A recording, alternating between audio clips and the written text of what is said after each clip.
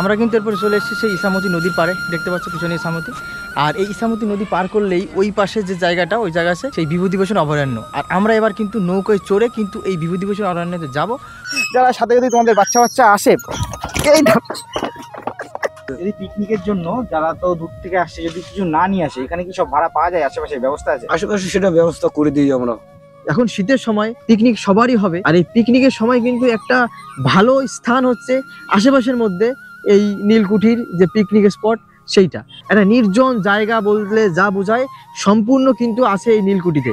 এই কুঠিতে পিকনিক মানে অসম্ভব সুন্দর। 1984 সাল থেকে এটা রিজার্ভ ফরেস্ট ঘোষণা করা হয় এবং উত্তর 24 পরগনার একমাত্র ওয়াইল্ড লাইফ স্যাংচুয়ারির মধ্যে এটাই পড়ে। আমি 27 নভেম্বর বিয়ে এবং 29 নভেম্বর রিসেপশন, তোমরা চাইলে সবাই আসতে পারো। এরকম বলো না। দেখতে পাচ্ছ এইখানেই কিন্তু সেই সুড়ঙ্গটা ছিল। এই যে ফরেস্ট, এটাও কিন্তু একটা অভয়ারণ্য। এখানে কিন্তু বিভিন্ন রকম পশু পাখি, বিশেষ করে হরিণ কিন্তু এখানে খুব বেশি থাকে, কারণ এই ভিতর থেকে কিন্তু দুপুরের দিকে কিন্তু হরিণ দেখা যায়।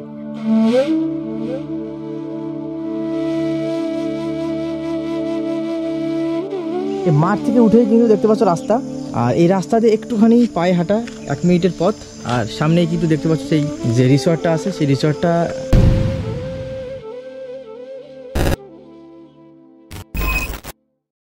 তো দর্শক, লাইভ অফ কেডি নতুন একটা ভিডিওতে সবাইকে স্বাগত। বঙ্গে কিন্তু শীত চলে এসেছে, আর শীত মানে পিকনিক, প্রিয়জনদের সাথে ঘুরতে যাওয়া, আর সর্বোপরি কথা হচ্ছে বিয়ের সিজন। আর এই সবকিছুই কিন্তু আমরা একটা জায়গায় দেখতে পাবো। আর আমি কিন্তু আছি মঙ্গলগঞ্জে, আর এর সাথে সাথে আর এই মঙ্গলগঞ্জে রয়েছে কিন্তু নীলকুঠির বিভিন্ন ধরনের পিকনিক স্পট বা রিসর্ট। তাছাড়া রয়েছে ইসামতি নদী, আর ইসামতি নদীর পাশেই কিন্তু বিখ্যাত সেই বিভূতিভূষণ অভয়ারণ্য। তো আজকের এই ভিডিওতে আমি ফুল ডিটেলস বলবো। আর এই রিসর্টে যদি পিকনিক করতে আসে তাদের খরচ কি পড়বে, আর এখানে যদি কেউ প্রি ওয়েডিং শুট করতে আসে তার বা খরচ কি পড়বে, কিভাবে আসতে হবে সেটাও বলবো। তো চলো আজকের এই ভিডিওর মাধ্যমে পুরো ডিটেলস তোমাদের বলবো। তো আমার এই ভিডিওটা তোমরা কন্টিনিউ করো। তো দর্শক, আমরা কিন্তু এবার চলে এসেছি কিন্তু সেই নীলকুঠিরে। আর এই নীলকুঠিতে প্রতিটা ইটে কিন্তু ইতিহাসের হাতছানি। তো চলো আমরা ভিতরে যাই, এর যে ইতিহাস সেটাকে জানার চেষ্টা করি। আর দেখতে পাচ্ছ পিছনেই কিন্তু একটা প্রাইমারি স্কুল রয়েছে, সেটা হচ্ছে মঙ্গলগঞ্জ এপি স্কুল। আর এখন দেখতে পাচ্ছ টিফিনের সময়, বাচ্চারা একটু খেলাধুলা করছে। আর তার পাশেই রয়েছে কিন্তু এই মঙ্গলগঞ্জ যে নীলকুঠি নামে খ্যাত, দেখতে পাচ্ছ।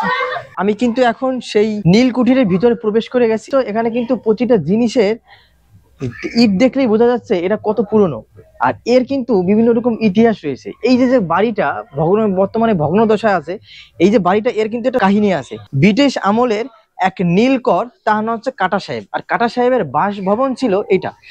বিভিন্ন রকম নীল চাষিদের নীল চাষ করতে বাধ্য করা হতো। যেসব চাষিরা নীল চাষ করতে রাজি হতো না, তাদের কিন্তু এখানে ডেকে এনে তাদের কিন্তু নির্যাতন করা হতো। আর একটা অবাক করা ঘটনা কিন্তু এখানে আছে, কারণ এই যে এই কুটির থেকে কিন্তু সুড়ঙ্গ পথে পাশে যে ইসামতি নদী আছে, সেই নদীতে কিন্তু যাওয়া যায়। যেসব নীল চাষিদের উপর নির্যাতন করে নীল চাষিদের মেরে ফেলা হতো, তাদের কিন্তু এই সুড়ঙ্গ দিয়ে ইসামতি নদীতে ভাসিয়ে দেওয়া হতো। এই যে উপরে কিন্তু দেখো দোতলা, আর উপরে কিন্তু ছাদ দেওয়া আছে। এটা কিন্তু আগে ছাদ ছিল না, দেখা যাচ্ছে এটা কিন্তু পরে ছাদ দেওয়া হয়েছে, কারণ এটা কিন্তু এখন একটা ঐতিহাসিক স্থান হিসেবে মানে প্রতিষ্ঠিত আছে। এখানে কিন্তু অনেক লোক এখানে কিন্তু ঘুরতে আসে, আর তার জন্য কিন্তু একটুখানি ছাদের ব্যবস্থা করা হয়েছে। তো চলো আমরা এখন একটু উপরে যাই, তো উপরে কি আছে দেখি। অনেকেই বলে যে এই জায়গাটায় নাকি হরর প্লেস নামেও খ্যাত, কারণ এখানে আসলে মানে দিনে আসলে লোকে ভয় করে। কিন্তু আমার দেখে সেটা মনে হলো না, কারণ দেখতে পাচ্ছ চারিদিকে অনেক লোক, এখানে একটা মানে দর্শনীয় স্থান। তো চলো আমরা উপরে যাই। আর উপরে যাওয়ার পথেই কিন্তু যেটা আমাদের সামনে আছে, দেখো একটা গুহার মতো একটা জায়গা, সেই জায়গাটা কিন্তু দেখতে পাচ্ছ ইট কেটে এই জায়গাটাকে তৈরি করা হয়েছে। তো চলো এবার এই গুহার ভিতরে একটু ঢোকা যাক। তো দেখতে পাচ্ছ বিষয়টা একটু অন্ধকার ভাব, মানে এখন মনে হচ্ছে যে এটা একটা হরর প্লেস, যে অন্ধকারে একটু রিস্ক যদিও। আর এই দেখো ইট দেখেই বোঝা যাচ্ছে যে এটা কতটা কিন্তু পুরনো, দেখতে পাচ্ছ। এখন কিন্তু মনে হচ্ছে যে এটা একটা হরর প্লেস হতে পারে, দেখতে পাচ্ছ। কেমন একটা গুহা টাইপের। আর এদিকে আর যাওয়ার জায়গা নেই, না পড়ে যাবো তো। আমার তো আরো বেশি সুন্দর, না কোনো রিস্ক নেই, পুরো ভালো না, এই ভিতরে এত রিস্ক না। আর এই জায়গাটা পুরনো ইট, অনেকে কিন্তু এখানে আসে তাদের একটা সুন্দর মুহূর্ত তারা কাটায় এবং বিভিন্ন রকম ফটো তোলার জন্য বিখ্যাত একটা মানে যাকে বলে ঐতিহাসিক একটা স্থান এই জায়গাটা নীলকুঠির। আর সামনে কিন্তু রয়েছে দেখতে পাচ্ছ একটা শাল বাগান, হ্যাঁ সুন্দর শাল বাগান। আর দেখতে পাচ্ছ এইখানেই কিন্তু সেই সুড়ঙ্গটা ছিল, যদিও তার নিদর্শন এখানে এখন নেই, তবে এখানকার এলাকাবাসীর লোকের মানে কথা যে এখানে কিন্তু সুড়ঙ্গটা ছিল। আর এই সুড়ঙ্গই কিন্তু বাইরে বেরিয়ে ইসামতি নদীর সাথে মিশেছে। আর এখানে কিন্তু এই যে ইসামতির পাড়ে দেখতে পাচ্ছ পাশে কিন্তু ইসামতি নদী, ইসামতির পাড়ে কিন্তু একটা ছোট্ট মতো একটা পার্ক আছে। এই পার্কের কিন্তু কোনো প্রবেশ মূল্য নেই। দেখতে পাচ্ছ পার্কের যে জায়গাটা সুন্দর করে বসার জায়গা আছে, আর ছোট বাচ্চাদের জন্য যে দোলনারও ব্যবস্থা আছে। এখানে কিন্তু অনেকেই তাদের সময় কাটানোর জন্য আসে, কিছু কিছু লোক ওই পাশে আসে, সেইগুলো তাদের সিকিউরিটির জন্য আমি সেটা দেখাচ্ছি না। সুন্দর একটা পার্ক, এটা কিন্তু ইসামতি নদীর পাশেই কিন্তু এই পার্কটা, ছোট্ট পার্ক, সুন্দর পার্ক দেখতে, মানে একটা সুন্দর একটা মুহূর্ত কাটানোর জন্য এটাই মানে অনেক সুন্দর পার্ক। আর বাচ্চাদের জন্য তো খেলনা জিনিস রয়েছে, এটা বসার জিনিস, অনেকগুলো বসার জিনিস রয়েছে, রিসর্ট আছে, পার্ক আছে, পাশে নদী আছে, পাশে বন আছে। তো একটা সুন্দর একটা দিন কাটানোর জন্য কিন্তু এই যে মঙ্গলগঞ্জ কিন্তু একদম সুপারহিট জায়গা। তাছাড়া এই যে এরকম দোলনাও রয়েছে, তোমরা এই দোলনা অবশ্য আমার জন্য না, যারা সাথে যদি তোমাদের বাচ্চা আসে এরা কিন্তু কোনো রকম ভাবে দেখতে পেলে দাদা কিন্তু পড়ে গেল, তার মানে বোঝা যাচ্ছে এটা কিন্তু কোনোভাবে ওই বয়স্কদের জন্য না, এটা কিন্তু একদম বাচ্চাদের জন্য। বয়স্করা মোটেও উঠবে না, এখানে রিস্ক হয়ে যাবে, জীবনে রিস্ক। দেখতে পাচ্ছ অনেক মানে অসুবিধা হয়ে গেল। আমরা কিন্তু এরপরে চলে এসেছি সেই ইসামতি নদীর পাড়ে, দেখতে পাচ্ছ পিছনে ইসামতি। আর এই ইসামতি নদী পার করলেই ওই পাশে যে জায়গাটা, ওই জায়গা আছে সেই বিভূতিভূষণ অভয়ারণ্য। আর আমরা এবার কিন্তু নৌকায় চড়ে কিন্তু এই বিভূতিভূষণ অভয়ারণ্যতে যাব। তো দেখতে পাচ্ছ এখানে কিন্তু যত নৌকা সব কিন্তু এখানেই আছে। আর তোমাদের এই যে হাঁসের মতো একটা তুমি বোটে, স্পিড বোটেও যেতে পারো। তো এখানে যে এই পার থেকে ওই পারে যেতে কত করে ভাড়া লাগে মাঝির সাথে কথা হবে, কথা হয়ে তোমাদেরকে আমি জানাচ্ছি যে এইখান থেকে ওই পারে যেতে কত টাকা ভাড়া। তো চলো। তো দেখো আমরা এখন কিন্তু নৌকায় চলে কিন্তু ওই পারে যাব। তো চল দাদা ওই পাশে চলো। আর এই পাশে কিন্তু সেই অভয়ারণ্যটা, তা আমরা এই অভয়ারণ্যে যাচ্ছি। দাদা বসো বসো, দাদা বসো বসো। তো আর নৌকা চড়ার ফিলটাও নিচ্ছে কিন্তু এক জায়গায়, সব রকম ফিল কিন্তু নিতে পারবা। এখানে বন, রিসর্ট, তারপরে তোমার এই ঐতিহাসিক স্থান, এখন আবার নদী, সেই ইসামতি নদী। আর নদীর ভিউটা জাস্ট একটু দেখো, জাস্ট অসাধারণ। আর দেখো আমরা কিন্তু অলরেডি যে বিভূতিভূষণ যে ফরেস্ট রয়েছে সেদিকে আমরা যাচ্ছি। এই যে দেখো অলরেডি আমরা নৌকায় রয়েছি, বেজে গেছে। আমরা যতদূর খবর পেলাম 3টে থেকে 3:30 হচ্ছে লাস্ট টাইম হচ্ছে ফরেস্টে ঢোকার। এবার দেখি যেটা আমরা ফরেস্টে ঢুকতে পারি কিনা সেটা। তো চলো আমরা এখন কিন্তু একটু তো আমরা এখন নেমে গেছি। আর এই পাশেও কিন্তু দেখতে পারো যে এই নীলকুঠি দিয়ে যদি কেউ নৌকায় করে আসে তার জন্য কিন্তু একটা টিকিট কাউন্টার আছে। আর টিকিট কাউন্টারে যে দেখতে পাচ্ছ যে লেখা আছে যে বিভূতিভূষণ অভয়ারণ্য টিকিট ঘর এটা। আর এই পার হেড এটা কিন্তু প্রবেশ মূল্য এটা কি 100 টাকা। আর সময় 9টা থেকে 3টে পর্যন্ত খোলা। আর স্থান যে পরিত্যাগের শেষ সময় হচ্ছে বিকেল 4টে, মানে 4টের মধ্যেই কিন্তু এই মানে এই ফরেস্টে বেরিয়ে যেতে হবে। 3টের বেশি বাজে, তার জন্য আমাদের কিন্তু এখন আর এই ভিতরে প্রবেশ করতে দেবে না। যদি আমরা টিকিটও কাটি তাও কিন্তু ভিতরে প্রবেশ করতে দেবে না। তো তোমাদের তাও যখন এসছে এখানে হালকা তোমাদের এখান থেকে একটু দেখাবো, কারণ এর ভিতরে ঢুকতে গেলেই কিন্তু একটা সমস্যা হতে পারে। কারণ রাস্তা কিন্তু এই তো রাস্তা, এই রাস্তা দিয়ে কিন্তু টোটাল যে ফরেস্টটা সেটা কিন্তু ঘুরে দেখা যায়। যে এই যে পাশটা, এই পাশেও কিন্তু অনেক জায়গা, মানে এটা হচ্ছে ব্যারিকেড, এর ভিতরে কিন্তু প্রবেশ নিষেধ, যা হবে কিন্তু পাশে। আর পাশের একদম ওই সাইডটা যেটা, সেটা কিন্তু পিকনিক স্পট। যেহেতু আমরা এখন এটার ভিতরে আর ঢুকতে পারলাম না, কারণ আমাদের 3টে ওভার হয়ে গেছে, সময় শেষ। এই যে ফরেস্ট, এটাও কিন্তু একটা অভয়ারণ্য। এখানে কিন্তু বিভিন্ন রকম পশু পাখি, বিশেষ করে হরিণ কিন্তু এখানে খুব বেশি থাকে। কারণ এই ভিতর থেকে কিন্তু দুপুরের দিকে কিন্তু হরিণ দেখা যায়। স্থানীয় লোকের কাছে শোনা যায় দুপুর হরিণ এখানে দেখা যায়। কিন্তু এখন যেহেতু মানে একটু রিস্ক হয়ে যাবে, কারণ আমাদের যাওয়া ঠিক না, কারণ এখানে একটা নির্দিষ্ট একটা নিয়ম আছে। তো একটা দিনের ঘোরার জন্য এর থেকে ভালো জায়গা মানে আশেপাশে আর নেই। তো এই যে মানে পুরো জায়গাটা কোথা দিয়ে আসবো, কি করবো, পুরো ডিটেলস তোমাদের আমি বলবো। তো ভিডিওটা কন্টিনিউ করো, সব জানতে পারবে।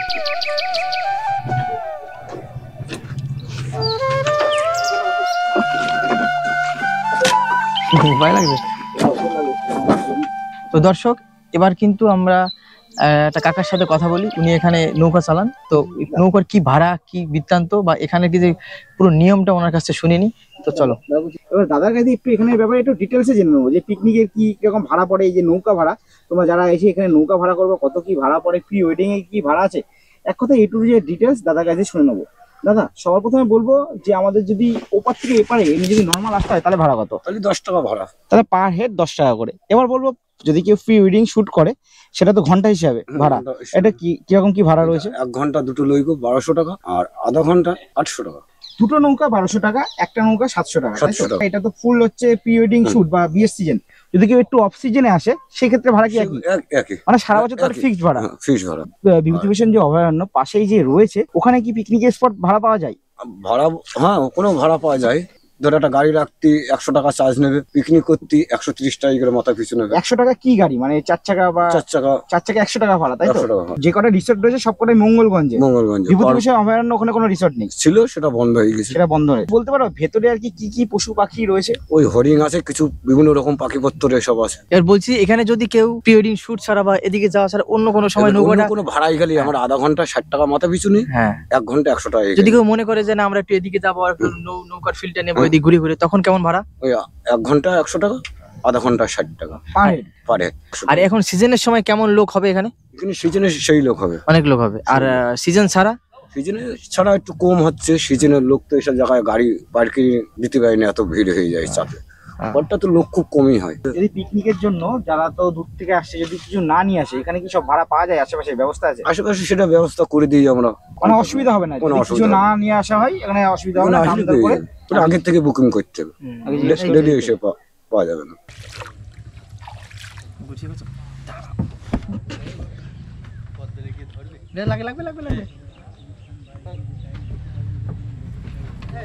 আমাদের সাথে দিদিভাইকে পেয়ে গেছি। দিদিভাইয়ের কাছ দিয়ে একটু জেনে নেবো যে দিদিভাই কোথা থেকে এসছে আর কিভাবে এখানে দিদিভাই যেভাবে এসছে কিভাবে আসতে হবে।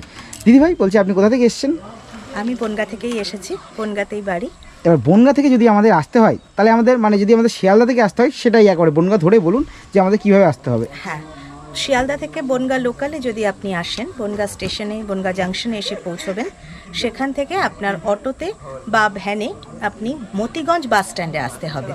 সেখান থেকে আপনি বাসেও আসতে পারেন, কলমবাগান নামতে হবে। যে বাসগুলো হেলাঞ্চা বয়রা আসছে সেখানে আপনি কলমবাগান নামবেন, অথবা আপনি যদি অটোতেও ওখান থেকে কলমবাগানের অটো পাওয়া যাবে।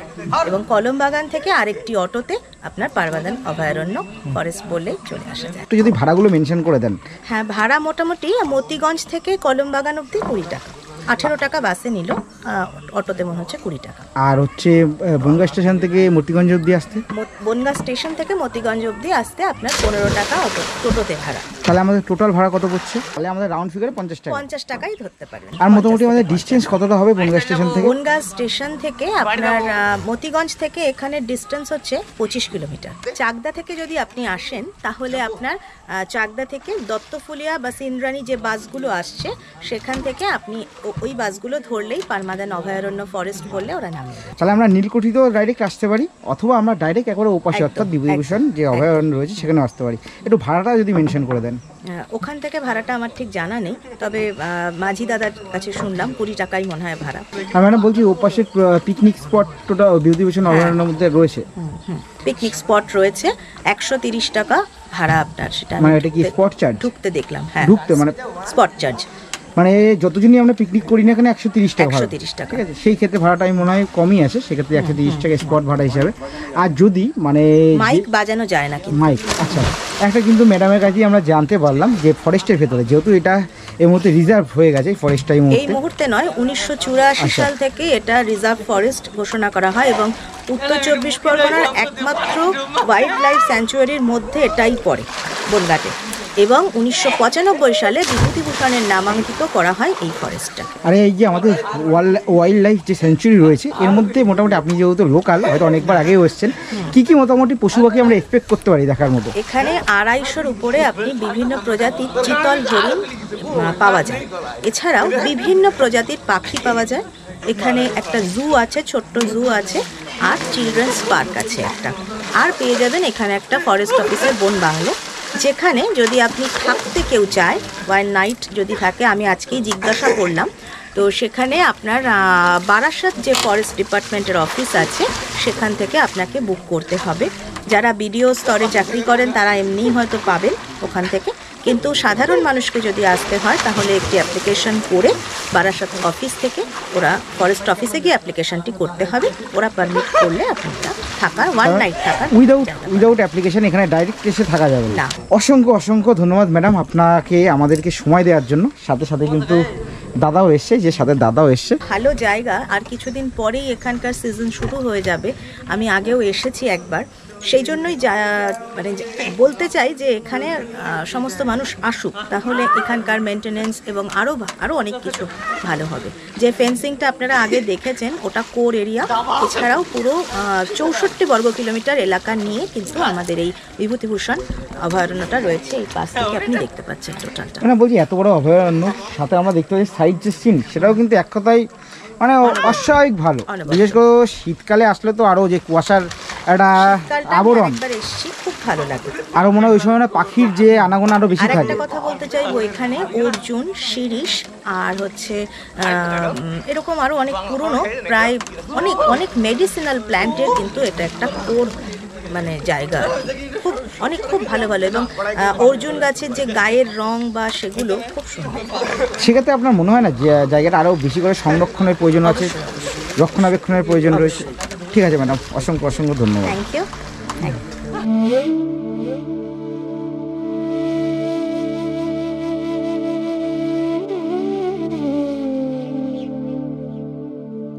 তো দর্শক, আমরা কিন্তু এখন রিসর্টে যাচ্ছি।